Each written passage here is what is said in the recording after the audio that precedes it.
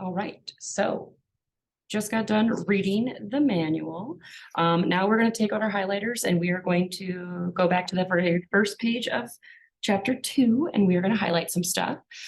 Take out your outline as well. As you can see, some of the questions do pertain to what we just kind of went over. Number 1 is 1 foot versus 2 foot.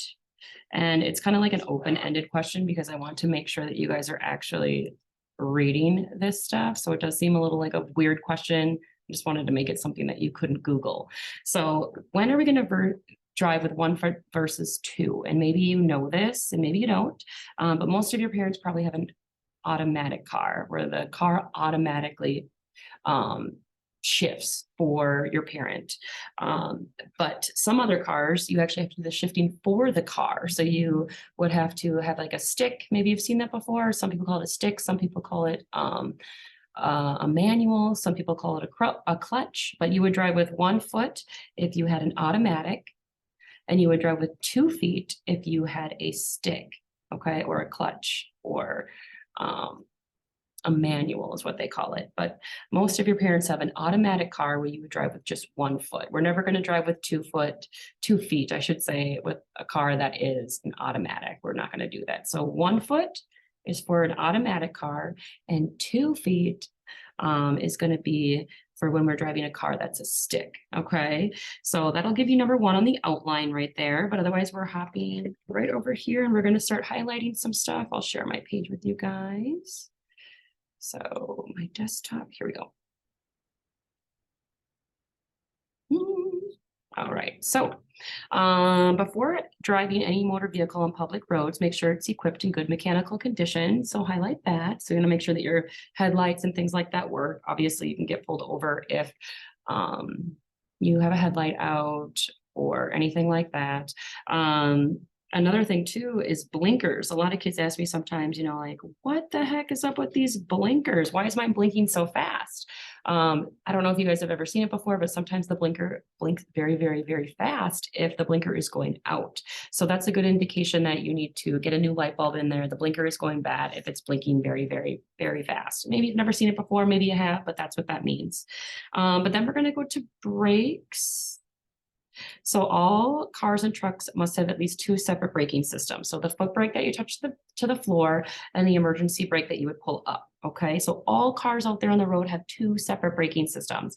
It does get a little bit crazy, and I kind of lose most people here when we start talking about the 2 different braking systems when you put your foot to the floor. So when you put your foot to the floor, 2 different things could happen. Yes, every car has 2 separate braking systems for sure. But when you put your foot to the ground, you could either have ABS brakes or you could have regular brakes. And that's something very important to talk about with your parents. What do they have in their car? It's important to talk about when buying a car.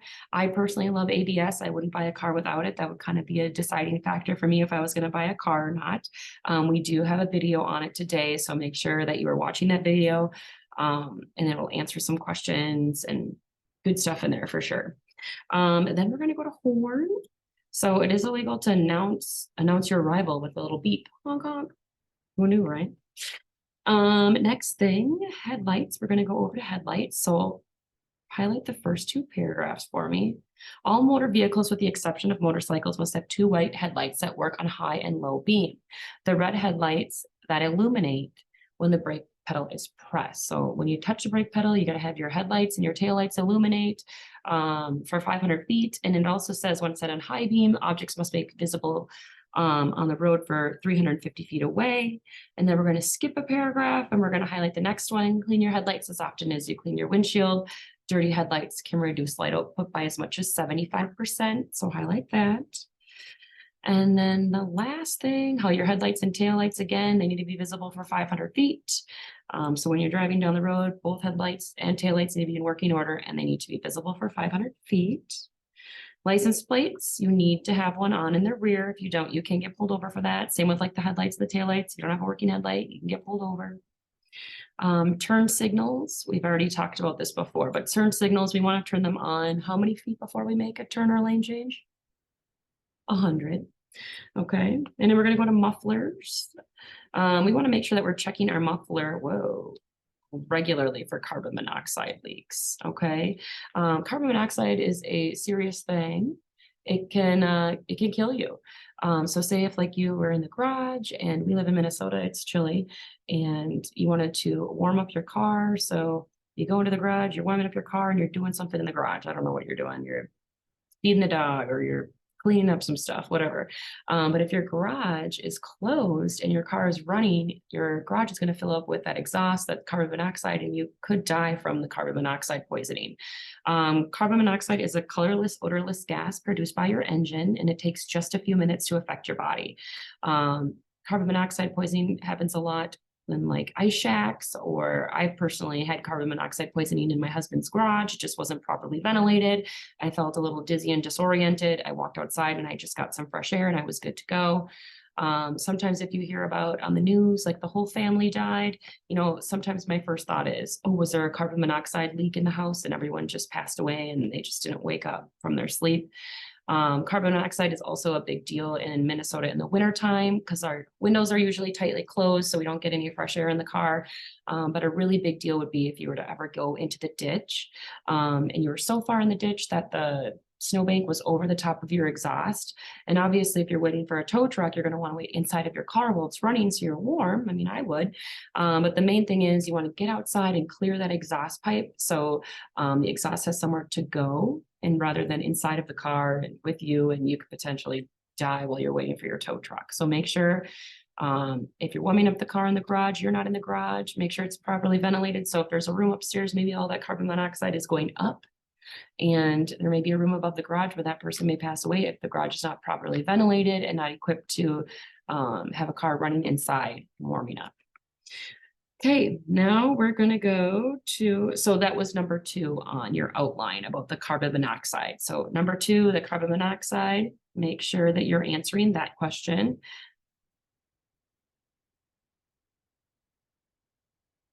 Okay, and then we're going to go over to tires. So this is a big deal. Everyone needs good tires, okay? And I got a few pictures for you. I'm a visual gal. But they talk about Abraham Lincoln's face on a penny, and you're probably like, what the heck is all that about? Well, I will show you. It is, let's see here, right, day 5. It looks just like this. So this is kind of a good tread versus a bad tread. So when you take a penny and you flip it upside down, the goal is to not see the top of Abraham Lincoln's head and the top of the penny. You don't want that. That means you have poor tread. You want to flip it upside down and it goes to the middle of his face. That would be ideal. The reason why we want good tread, so we can grip the road surface, obviously, but sometimes you'll see somebody sitting at a stop sign or something like that, and their wheels are just spinning. And I'm thinking, like, why are they revving the engine so high? They should really just lightly tap on the gas so they can grip the road surface. I think that's so funny when people are just sitting there and their wheels are just spinning, and they're like revving the engine up. Like, you're not going to grip the road like that if you have tires like this. So you're also a lot less likely to hydroplane. I don't know if you guys know what hydroplaning is. It's in chapter 6, so we haven't chatted about it yet. But hydroplaning is kind of like water skipping. If you guys have ever seen a snowmobile right across the lake in the summertime, it was like unbelievable to me the very first time I heard about it. I was like, a snowmobile can ride across the lake in the summertime? What? But it definitely is possible. They're just riding so fast that they're staying above the water. And that's potentially what we're doing when it's raining out. We're driving on the road and we're driving so fast that we're driving above that thin layer of water. So hydroplaning, you're not able to brake, accelerate, or steer. It is pretty scary when it does happen. It happens for a good 3 to 5 seconds. You won't be able to brake, accelerate, or steer. If it does happen to you, take your foot off of the gas, off of the brake. Do not hit either of those, and just put the wheel where you want to go. And then when you grip the road surface again, you'll feel that and you'll have your steering wheel where you want to be. We'll have a video on that as well next week. But the reason why we have good tire tread is so when you're hydroplaning, the water has like a path to follow and escape. So if you have good tire tread, you're a lot less likely to hydroplane. If you have the bad tire tread, well, the water has no path to follow and escape, so you're a lot more likely to hydroplane. Tires definitely are a good investment. I know it's not super fun to pay for them, but you can bring it up to Walmart. Like one of my driver's ed cars, the tires are like, I just got one yesterday. Actually, it was like $45 for a tire. It's really not that much of a price to pay to have good tires and not be sliding all over the road. But then, so that was the tires. You want at least 1/16 of an inch deep. So make sure that you're highlighting that. And then we're going to turn the page. We're going to go to windshield and windows. Okay, so windshield and windows, we're going to highlight all of this. If it were to snow out and you were to wake up in the morning and get ready for school, you would need to clear all of the windows on your car, not just enough to see out of. You would need to clear all of them. You don't want to drive down the road and have all the snow be blowing off. I see people do that all the time, but what if it was some like ice chunks or something like that and hit the car behind you? That would not be good. Okay. And then we are moving on to the next thing, which is going to be wheel guards and fenders. So every car needs a wheel guard or fender. That's kind of the half a moon piece that goes over the top of your tires. They say that is what helps from dirt and stones to be thrown in the air, not mud flaps. So everyone has to have fenders on their car. Honestly, it would be weird to see a car without a fender. So it's like the tire and then like the fender goes over the top. It's like actual part of your car. But that is what helps from dirt and stones to be thrown in the air, not mud flaps. And then we're talking about fuel efficient techniques. Obviously it's everyone's goal to try to save gas, I would think. But ways to do that would be combining trips, not carrying heavy loads. If you're driving your boat around or something like that, obviously it's going to suck a little bit more gas. If you went to Menards and you got a load of, say, bricks or something in your car or in the trunk of your pickup truck, and you're driving around with those in your car for like a week because you're not going to start your project for a week. I mean, that could suck up some gas because you got a heavy load in there. Using cruise control on the highway in ideal conditions only would be a way to save gas. Use overdrive gears, taking transportation, obviously, carpooling with each other, biking or walking would be ways to save gas, okay? And then we are done with the reading for today, but now on what number is this on your outline? This would be number 3, where it says gas gauge. What I want you to write on there is what you're going to learn right now. So when I first took driver's ed, no one taught me this. I don't think I actually learned this until I was like 25 years old. But yes, this is a gas gauge, but it's really cool. This little half arrow thing right here, this actually tells you what side your gas tank is on. They're not all the same in every car, but this little arrow is like telling you your gas tank is on the left-hand side. So gas, where it says gas gauge, what did you learn? There you go. You're gonna write that down. Okay. Okay, so that is number 3. So really cool tip. Honestly, I wish I would have known that before. Me and my husband's car was on, like, our gas gauges are on the opposite side. That definitely helps out.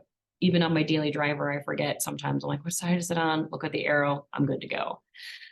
Here are some things that may pop up on your car. Obviously, when you turn your car on, you do not want your dash to light up like a Christmas tree. The goal would to have no lights turned on. But if you do have any of these lights turned on, you can always give it a quick Google, maybe put in the year, make, and model of your car and kind of explain the light a little bit, and it could tell you the answer. Our first go-to would always be the owner's manual, and that's going to be in your glove box, hopefully. But if you don't have it in your glove box, you can always give it a quick Google. But like 57 right here, the oil, if you see that ever, you need to go to a gas station and get some oil in your car. So the big thing when you guys are going to be doing over the weekend, I want you guys to be checking the oil. So if your oil light ever comes on, you're not depending on dad or a boyfriend or somebody. I hear a lot of girls say that all the time. It's like, you should be able to do it. If you're driving a car, you should be able to check the oil. You just go to a gas station. They have those little rags or paper towels right by the gas pump. Pop your hood, clean off the stick, put it back in there. And if you are low, all gas stations do sell oil, but all cars take different oil. So you need to make sure that you're putting in the proper grade of oil. Right on the top of the gas cap, you will see what type of oil that your car takes. So look that over this weekend as well. If you do need to add oil, you can go right into the gas station. It's pretty cheap for a quarter oil. And then they also have little paper funnels at the gas station as well. They give away for free for people that need to put oil in their car. So check that out. Maybe next time that you're at the gas station or anything like that. It definitely things to start thinking about, looking into, noticing now that you're going to be driving. So all cars take different oil. That's a big thing. You can't just put in any oil. Okay. So that would be something to check out over the weekend. Otherwise, you could check out the owner's manual in your parents' car as well. See what cruise control looks like. They'll have all of the icons in there. But there's a lot of different ones. I see this one quite often. Check engine. That would be one that we see. I don't necessarily think my car has all these. Like I've never even seen this one before, but look at 43. So that means 43, there's a problem. Yeah, with what? You know what I mean? Sometimes I have a light that pops up and I just go to O'Reilly in town here. I live in Forest Lake. I just go right to O'Reilly and I'm like, hey, I go in and I'm like, hey, can you guys plug in your scan tool? And then they'll plug it in. They'll be like, oh, this is wrong with it. Or sometimes I go there and they're like, oh, it's just your gas cap that is a little bit loose. So I'm like, well, that's an easy fix. So that's always an option as well. Usually they have like advertising outside of the building saying, we check your dash lights for free. Come on in. So you can check it there as well at O'Reilly or something like that. Just go in and say, hey, you know what? I got some lights on my dash and I'm trying to figure out what they are. They'll be usually glad to help you. They're pretty awesome at shops like that. I know sometimes it's hard to put windshield wipers on. I know that sounds ridiculous, but sometimes they're like so advanced that I'm like, how do I even do this? They usually help you. All different types of things, like putting in a headlight or a tail light. Sometimes it's a little bit tricky. Usually they're totally amped to help you. So just keep that in mind as well. But then we are going to be chatting about a few other things before you go. This recording is pretty short today. Because you do have other things that you need to do, fill out the rest of this outline. And then we also have the other worksheets that are due. So I'm just going to pull those up for you, the worksheets that are going to be due today so we can kind of talk about them. So here is going